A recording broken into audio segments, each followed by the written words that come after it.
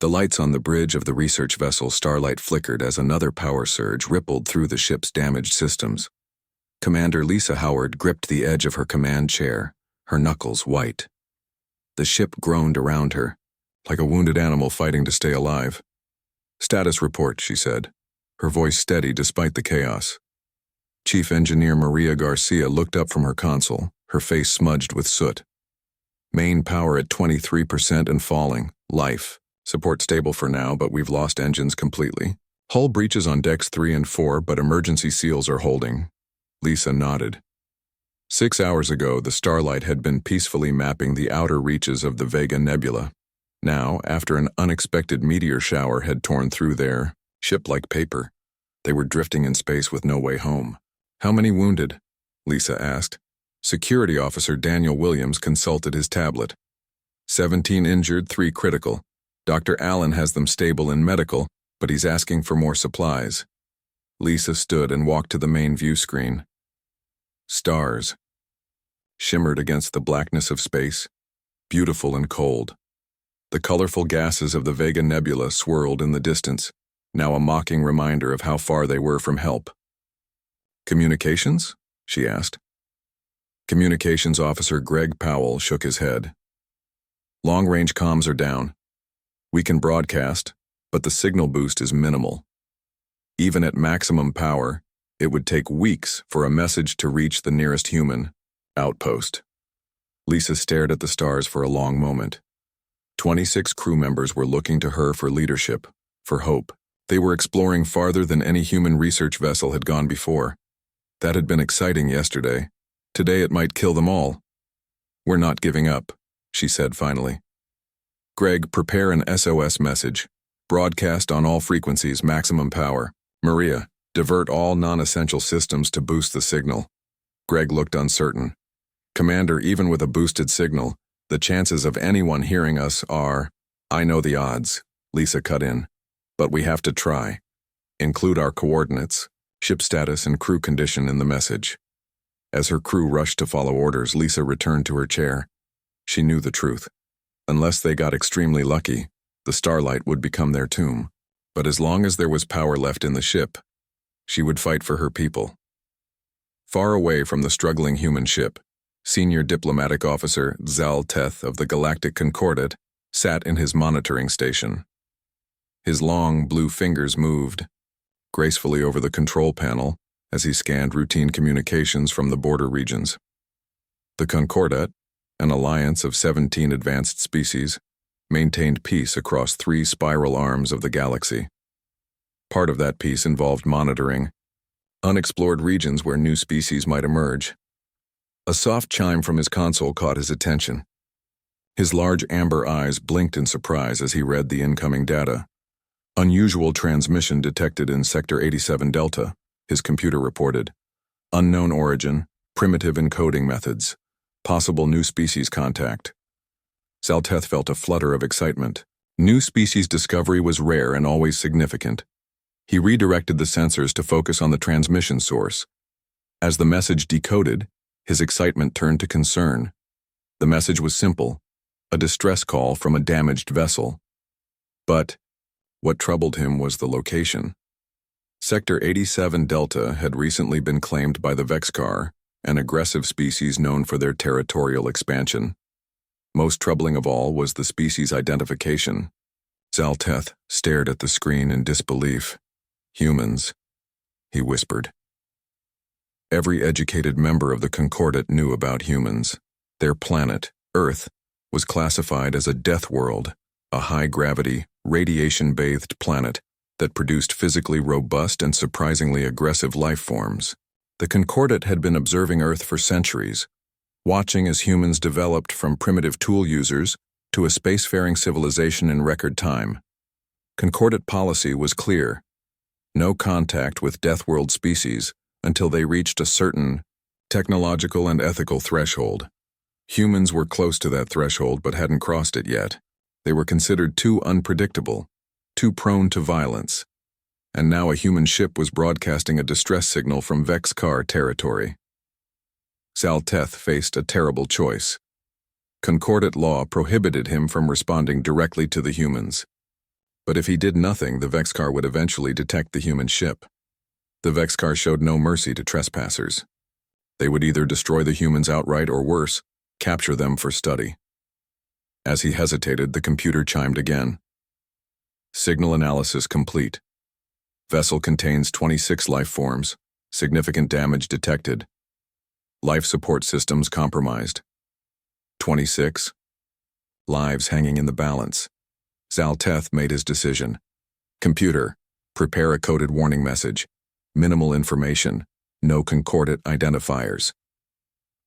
Back on Earth, Communications Officer Jack Bennett was nearing the end of his shift at Lunar Command Station. The massive array of receivers and transmitters on the dark side of the moon served as humanity's ears to the stars, monitoring the growing number of human outposts and ships venturing into space. Jack stretched in his chair, ready to hand over to the next shift when an alert flashed on his screen. He straightened immediately, his fatigue forgotten. Signal detected, extreme range, the computer reported. Matched to emergency protocols. Jack's fingers flew over the controls, boosting the receiver power. The signal was incredibly faint, degraded by distance. But as the computer cleaned up the transmission, his heart began to race. This is Research Vessel Starlight, Commander Lisa Howard. We are stranded in the Vega Nebula region following critical damage. Life support stable but failing. Request immediate assistance. 26 souls aboard. Coordinates follow. Jack didn't hesitate. He hit the emergency protocol button, sending alerts throughout the command structure. Within minutes, Admiral Frank Daniels, commander of Earth's Interstellar Defense Fleet, strode into the communications center. What have you got, Bennett? The Admiral asked, his voice gruff from being woken in the middle of his sleep cycle. Distress call from the Starlight research vessel, sir. They're stranded near the Vega Nebula with critical damage. The Admiral's face hardened. The Vega Nebula was at the very edge of charted space, farther than any rescue mission had ever been attempted. How old is the signal? Jack checked the analysis. Based on degradation, at least 6 days. Maybe 7. Admiral Daniels was silent for a long moment. The Starlight, that's Lisa Howard's command, isn't it? Yes, sir. The signal confirms 26 crew members aboard. The Admiral nodded once. Decision made. Send word to all available ships. I want the fleet assembled and ready for briefing in 6 hours. As Jack relayed the orders, Admiral Daniels stared at the screen showing the faint signal's origin point. The Vega Nebula shimmered, impossibly distant. We're coming for you, Lisa, he whispered. Hold on. The meeting room at Earth's Unified Space Command fell silent as Admiral Frank Daniels entered. He moved with purpose to the head of the table, where a holographic display showed the location of the Starlight. The soft blue glow illuminated the faces of Earth's top military leaders. Ladies and gentlemen, Admiral Daniels began, 6 hours ago we received a distress call from the research vessel Starlight, commanded by Lisa Howard. They're stranded in the Vega Nebula with critical damage and failing systems. He touched the GA display, and it zoomed out to show the vast distance between Earth and the Starlight's position. As you can see, they're far beyond our established rescue range, but I've called you here because we're going to bring them home. Colonel Samantha Wright leaned forward. She had short brown hair and eyes that missed nothing. With respect, Admiral, the Vega Nebula is over 3 weeks away at our fastest speeds. By the time we get there, they could all be dead. Daniels finished for her. I'm aware of the odds, Colonel, but we don't leave our people behind. Major Peter Collins, head of Fleet Strategy, cleared his throat. Sir, a rescue mission of this scale would require at least 6 of our largest ships. That's almost half our deep space capability. I'm not disputing that, Major. Admiral, Collins continued, if we deploy that many resources so far from Earth, we leave ourselves vulnerable. The Martian colonies are still unhappy about the new trade agreements. This could be seen as an opportunity. Daniels frowned. Are you suggesting we abandon 26 people because of politics? Before Collins could answer, Intelligence Officer Ryan Martinez spoke up. There's another concern, sir. He tapped his tablet, and the display changed to show a different view of the region. The Vega Nebula is outside our mapped space. Recent deep scans have detected unusual energy signatures in that sector. The room grew quiet. What kind of energy signatures? Admiral Daniels asked. Unknown, sir, but they're artificial, consistent with advanced propulsion systems. Martinez looked up from his tablet. If the scans are accurate, there may be non-human activity in that region. Colonel Wright whistled softly. So this isn't just a rescue mission. It could be first contact. All the more reason to proceed with caution, Major Collins insisted. We should send a small, fast scout ship first. Not half the fleet. Admiral, Daniel studied the display, his face grim. The room waited for his decision. After a long moment, he looked up. I understand the risks, but those are our people out there, and they need help. His voice grew firm. We're going, full rescue operation, but we'll go prepared for anything. He turned to Colonel Wright. Samantha, you'll command the second wave. I want every ship armed and ready for combat, just in case. Colonel Wright nodded. Yes, sir. Major Collins, prepare a defensive plan for Earth in our absence. And Ryan, he turned to the intelligence officer, I want everything we have on those energy signatures. The meeting broke up with a new energy as officers hurried to carry out their orders. This would be the largest operation ever attempted beyond the solar system. Lieutenant Kate Fisher stood on the observation deck of the Northern Star, watching as shuttles ferried supplies and equipment to the massive dreadnought. At 27, she was young for her position as fighter squadron leader, but her skills in the simulator had broken every record. Now she was about to face the real thing. The rescue fleet was preparing to depart, and her stomach fluttered with a mix of excitement and fear. The door slid open behind her. Quite a sight, isn't it? A deep voice said. Kate turned to see Captain Eric Johnson, commander of the cruiser, Defiant, joining her at the viewport. His dark skin contrasted with the silver in his short hair, evidence of his many years of service. It's amazing, she agreed. I've never seen so many ships assembled at once. Below them, Earth's most powerful vessels were taking position. The dreadnoughts Northern Star and Horizon formed the core of the fleet, surrounded by cruisers, destroyers, and support ships. Fighter carriers took up the rear, including Kate's own. First deep space mission? Captain Johnson asked. Kate nodded. I've only done lunar patrols until now. Johnson smiled. You'll do fine. Just remember your training. He turned back to the view. Though I'll admit, none of us were trained for what we might find out there. The alien energy signatures? Kate asked. Word had spread quickly through the fleet. Yes. We could be flying into something much bigger than a rescue mission. Johnson's face grew serious. But that doesn't change anything. We go, we find our people, we bring them home. Later, as Kate boarded her shuttle to return to her carrier, she looked again at the assembled fleet. Human ships had a distinctive appearance, blocky, heavily armored with multiple redundant systems visible on their hulls. They weren't pretty like the sleek ships in old movies, but they were tough. Built to survive, just like the people who made them. In his private office aboard the Horizon, Admiral Daniels received a priority message. The encryption was unlike anything he'd seen before, and for a moment he thought it might be a system error. But when the message decoded, he read it with growing concern. Human vessel in danger. Vexikar territory claimed. Predatory species. Will attack. Beware. There was no signature. No indication of who had sent the warning. But its implications were clear. Someone out there knew about humans, knew about the starlight, and had chosen to warn them about a threat. For the first time, humanity had proof. They weren't alone in the galaxy, and their first contact might be hostile. Admiral Daniels didn't share the message widely. Only Colonel Wright and his senior staff were informed. There was no point in spreading fear before they knew more. But he did order the fleet to upgrade to combat readiness. 3 days later, the rescue armada departed Earth orbit in a display of power and determination that would have impressed even the distant Concordate observers who secretly watched the proceedings. As the massive ships activated their engines in sequence, the space around Earth lit up like a new constellation. Then one by one they accelerated to their maximum speed and disappeared into the darkness, bound for the Vega Nebula and whatever awaited them there.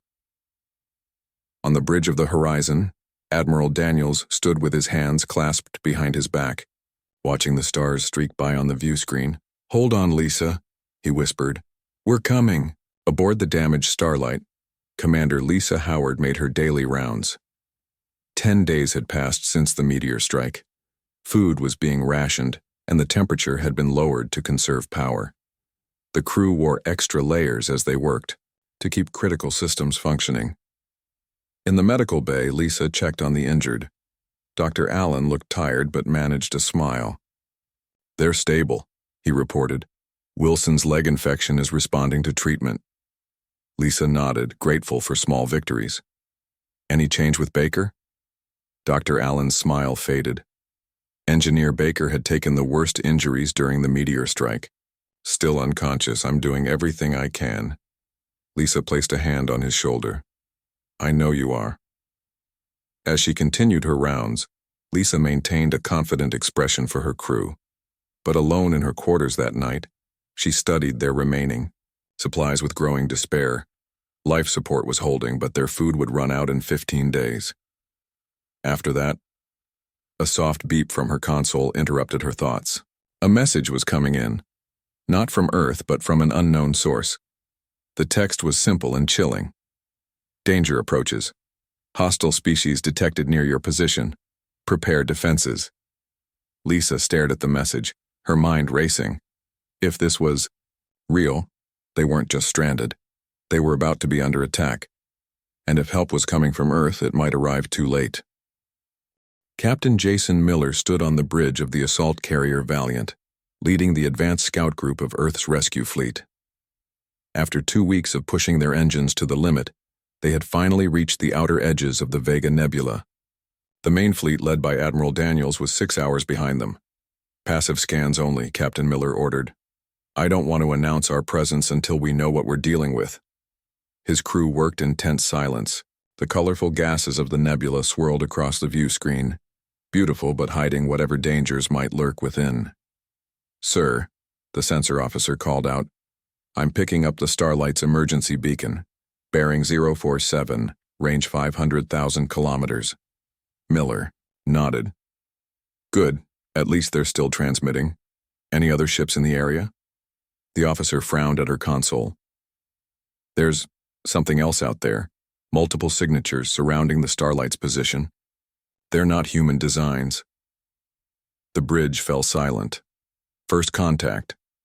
The moment humanity had both dreaded and anticipated for generations.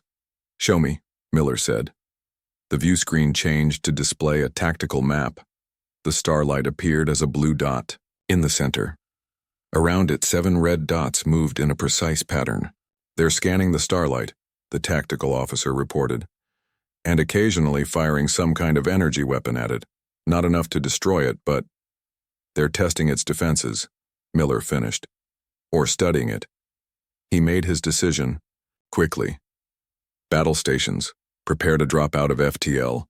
Alert the other scout ships to form up on our position." The Valiant and its 3 escort destroyers decelerated from faster-than-light speed, emerging into normal space at the edge of sensor range from the alien vessels. "Open a broadcast channel," Miller ordered. "All frequencies." The communications officer nodded. "Channel open, sir." Captain Miller straightened his uniform and spoke clearly. "This is Captain Jason Miller of Earth Fleet. The vessel you are targeting is under our protection. Withdraw immediately." The bridge crew waited in tense silence. For several long moments there was no response. Then the communications console lit up. "Incoming transmission," the officer reported. "Audio and visual." "On screen," Miller ordered. The view screen flickered, then displayed an alien face. The creature had a sleek, predatory appearance with amber eyes and scaled skin the color of burnished copper. When it spoke, sharp teeth flashed. "This is Commander Vexlar of the Vexcar Dominion. This territory is claimed by the Vexcar. Your primitive vessel has trespassed. Surrender and be catalogued." Miller kept his expression neutral, though his heart raced. The ship you're targeting contains our people. We've come to bring them home. We have no quarrel with the Vexcar Dominion, but we will not leave without our crew. The alien's eyes narrowed. You are humans. The word sounded like a hiss. From the high-gravity world. Interesting. Your arrival was unexpected. Your ships appear more advanced than our intelligence suggested. Miller chose not to respond to that. The alien continued. Nevertheless, you are outmatched. The vessel will be studied, your technology evaluated. If you interfere, you will be destroyed. The transmission cut off. Miller turned to his tactical officer.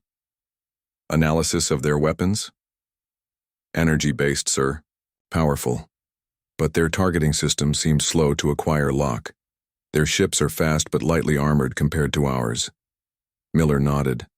They're predators, used to frightening their prey into submission. Let's show them that humans don't scare easily. He opened a channel to his small fleet. All ships, combat formation Delta, target their lead vessel's weapons systems only. Let's give them a demonstration. Aboard the Starlight, Commander Lisa, Howard and her crew watched in disbelief as the alien ships that had been harassing them for days suddenly shifted their attention away. What's happening? Lisa asked, leaning over the sensor station. Security Officer Daniel Williams shook his head in wonder. I don't believe it. Those are human ships out there. They came for us. The bridge crew cheered, but Lisa raised her hand for quiet. Those alien ships still outnumber our rescuers. This isn't over yet. She was right. On the view screen, they watched as the 4 human vessels moved in perfect formation toward the 7 alien ships. Then, without warning, the human ships attacked.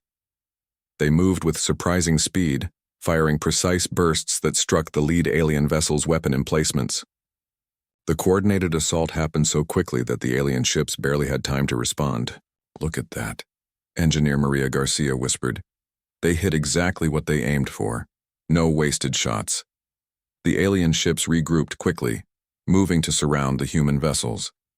But the Earth ships adjusted their formation with practiced ease, keeping the aliens from gaining any advantage. What followed was humanity's introduction to galactic warfare. The human ships absorbed hits that would have crippled most vessels, their heavily armored hulls designed to withstand extreme punishment.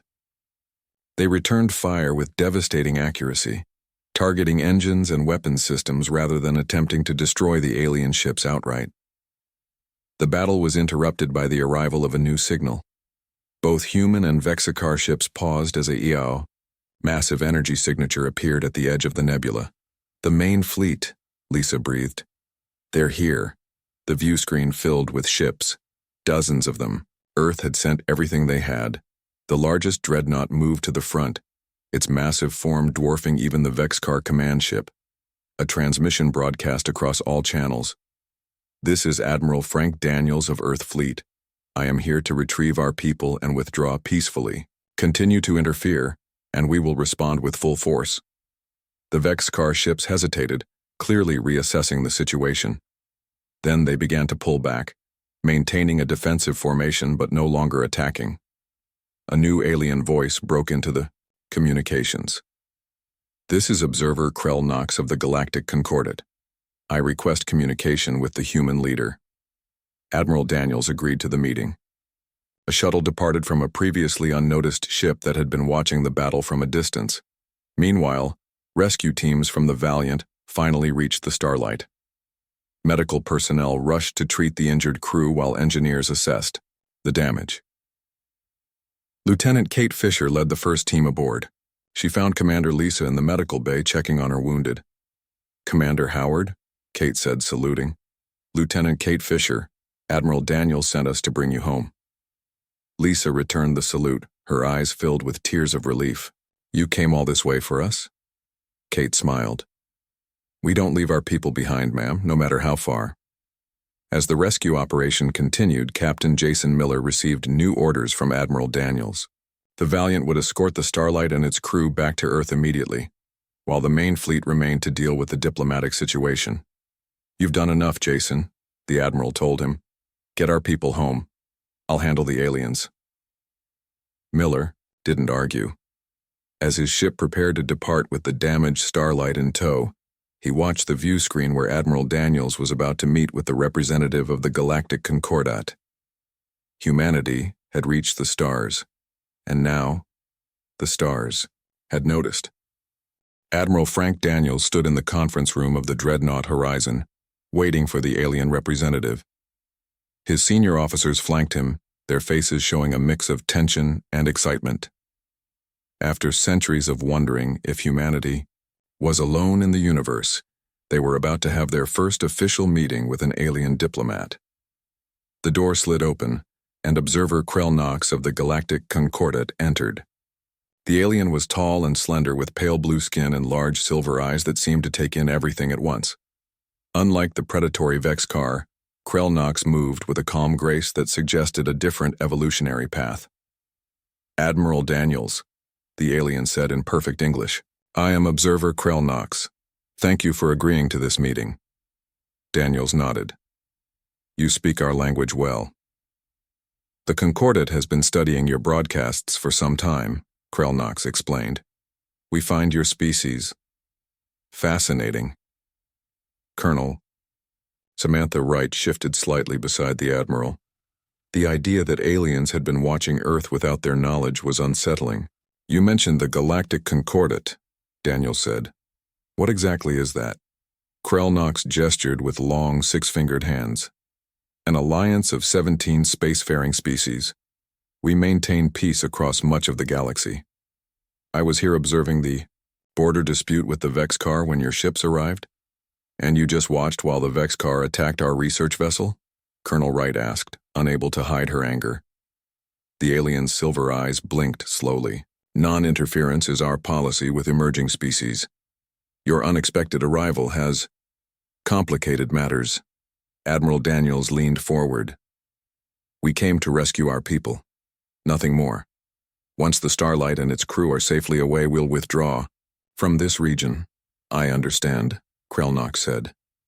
"But you should know that your actions today have changed how the galaxy will view humanity. The Vexacar are feared by many species, yet your ships engaged them without hesitation."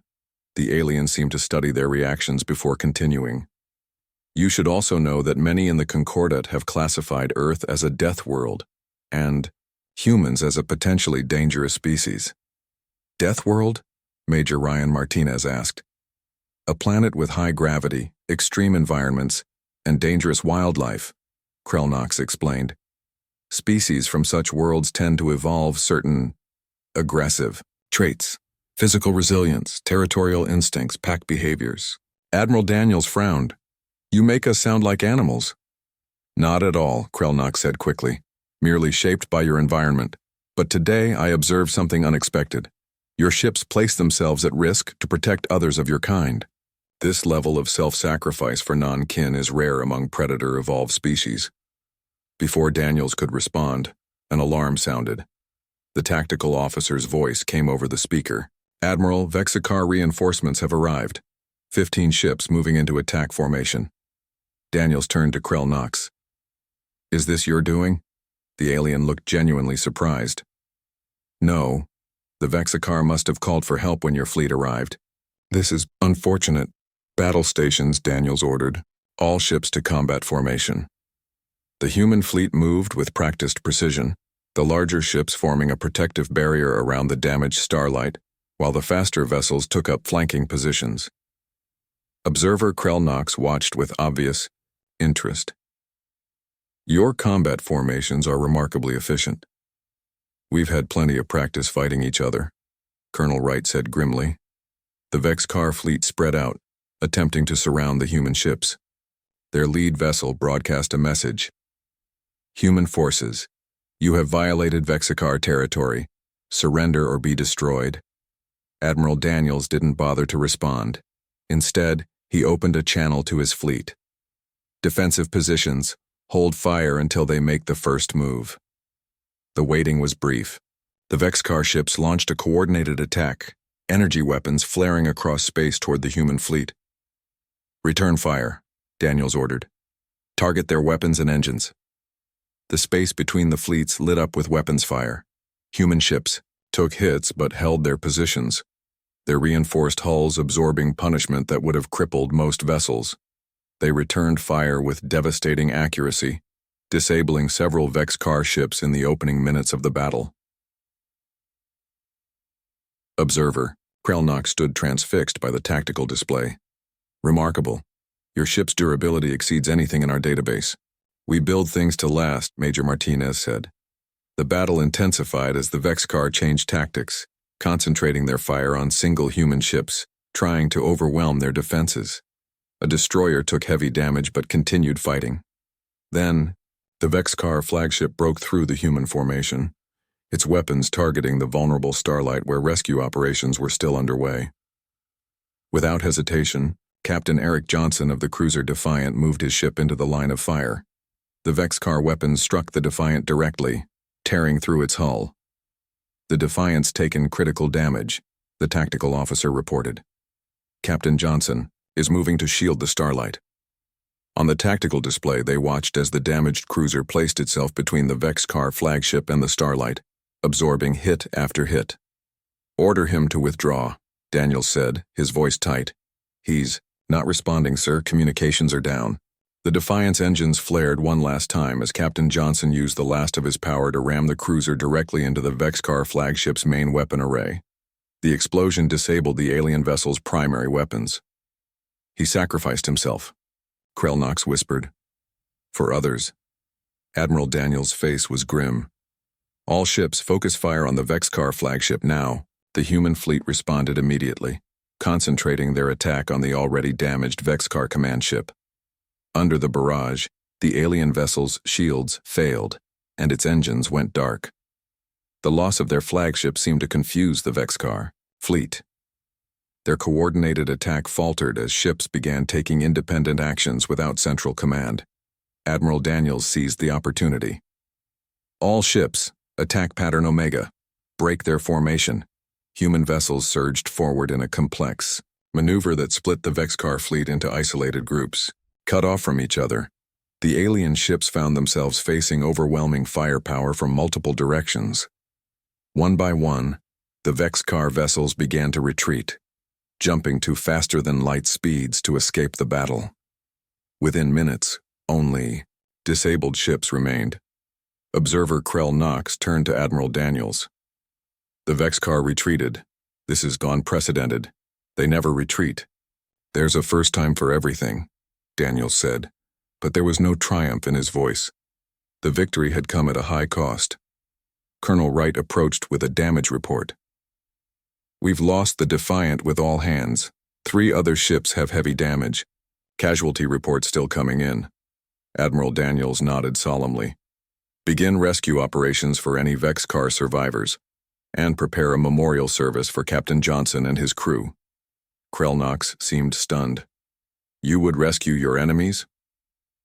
They're not a threat anymore, Daniels said simply, and we don't leave sentient beings to die in space if we can help it. The observer was silent for a long moment.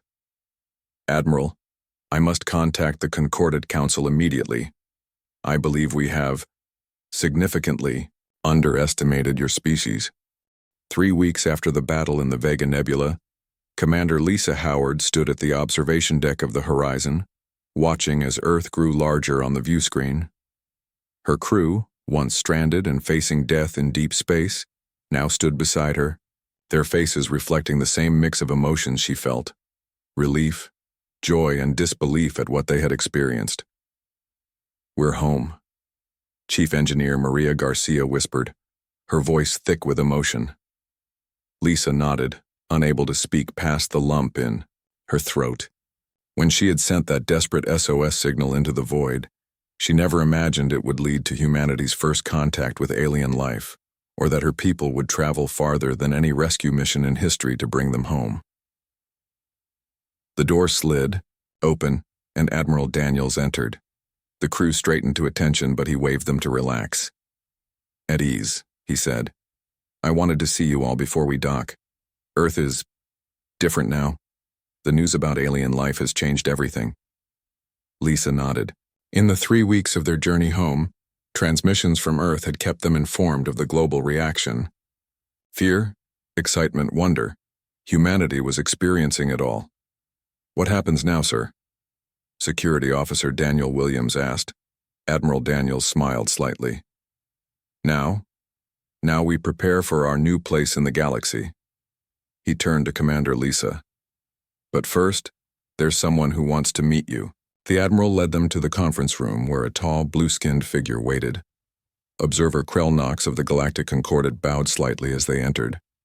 Commander Howard, the alien said, it is an honor to meet you.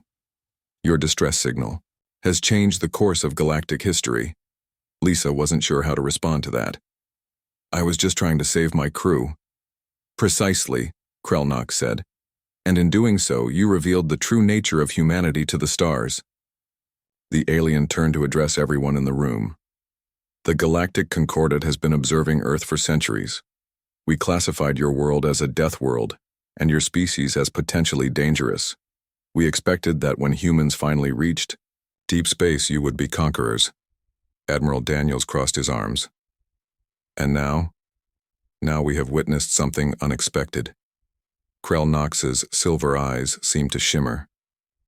A fleet of warships traveling an unprecedented distance, not for conquest, but to save 26 lives. A captain sacrificing himself and his crew to protect others. Victors providing medical aid to defeated enemies. The alien made a gesture they had come to recognize as respect. The Concordat Council has voted to revise Earth's classification from dangerous primitive world to emerging power and potential ally. A stunned silence fell over the room. Admiral Daniels was the first to recover. What exactly does that mean for us? It means, said a new voice from the doorway, that everything is about to change. They turned to see Senior Diplomatic Officer Zalteth enter the room. His blue skin was lighter than Krell Knox's, and his amber eyes held a hint of nervousness. This is Zalteth, Krell Knox explained. He was the one who sent you the warning about the Vex car. Commander Lisa stepped forward. You tried to help us. Thank you, Zalteth nodded. I broke our non-interference protocols. I expected to be punished. Instead, the Council has appointed me as the first official diplomatic liaison to Earth. I don't understand, Admiral Daniels said. Why the change of heart? Krell Knox and Zalteth exchanged glances. It was Krell Knox who answered. The galaxy is not always a peaceful place. The Concordat maintains balance among many species, but threats exist. The Vexcar are just one of several expansionist powers that challenge our borders. And now they know about us, Lisa said, understanding dawning. Yes, Zalteth confirmed. Your encounter with the Vexcar has drawn attention. They will return, eventually, with more ships. Admiral Daniels' expression hardened. We'll be ready. Perhaps, Krell Knox said, but you need not face them alone. The Concordat Council has authorized me to offer Earth membership as an associate world. The humans in the room looked at each other in amazement. In a matter of weeks, they had gone from thinking they were alone in the universe to being offered membership in a galactic alliance. There is much you would gain, Zalteth continued. Access to advanced technologies, trade routes, scientific knowledge, and, in return, you want our help against the Vexcar, Admiral Daniels finished. Krell Knox tilted his head. The Concordat has many member species, each with different strengths. Some are brilliant scientists, others are skilled diplomats or traders. But few evolved on worlds as challenging as Earth. Few possess your physical resilience or your willingness to fight for others. You want soldiers, Security Officer Williams said bluntly. We want allies, Zalteth corrected. The choice, of course, will be yours. 2 days later, the Horizon docked at Earth's orbital station. As the crew of the Starlight prepared to disembark, Commander Lisa found Admiral Daniels staring out at Earth below. What will you tell them? She asked quietly. The truth, he said. That the universe is bigger and more dangerous than we imagined, but also that we've been noticed and respected. Lisa nodded. Do you think Earth will accept the Concordat's offer? I think, Daniel said thoughtfully, that humans have always dreamed of the stars. Now they're reaching back to us. In the days that followed, Earth changed. The arrival of Zalteth and a small delegation from the Concordat dominated global news. People gathered in homes and public squares to watch the first official meeting between Earth's leaders and representatives of the galactic community. Commander Lisa Howard found herself unexpectedly central to these historic events. As the person whose distress call had started it all, she was asked to stand with Admiral Daniels and Earth's political leaders as they welcomed the alien delegation. Looking out at the crowds gathered to witness the moment, Lisa thought about how it had all begun, with a desperate call for help sent into the darkness of space. That simple human instinct to call for help when in danger, to respond when others are in need, had revealed something profound about humanity to the galaxy. 6 months later, Earth formally accepted associate membership in the Galactic Concordat. The first joint human Concordat outpost was established in the Vega Nebula, at the site where the Starlight had once drifted helplessly and the Defiant had made its sacrifice. The outpost was named Hope Point, its mission to stand as a beacon of cooperation between Earth and the stars, and as a warning to any who might threaten that newfound peace. In the command center of Hope Point, now Captain Lisa Howard stood with diplomatic liaison Zalteth, watching as the first joint human Concordat patrol ships departed on their mission. "Did you ever imagine," Zalteth asked, "that your distress call would lead to this?" Lisa smiled and shook her head. "I just wanted to bring my crew home." "And in doing so," Zalteth said, "you showed us that Deathworlders can also be the most determined allies." He gestured to the stars visible through the viewport. "The galaxy will never be the same." Lisa watched the ships disappear into the distance, carrying humans and aliens working side by side. "Neither will we," she said softly.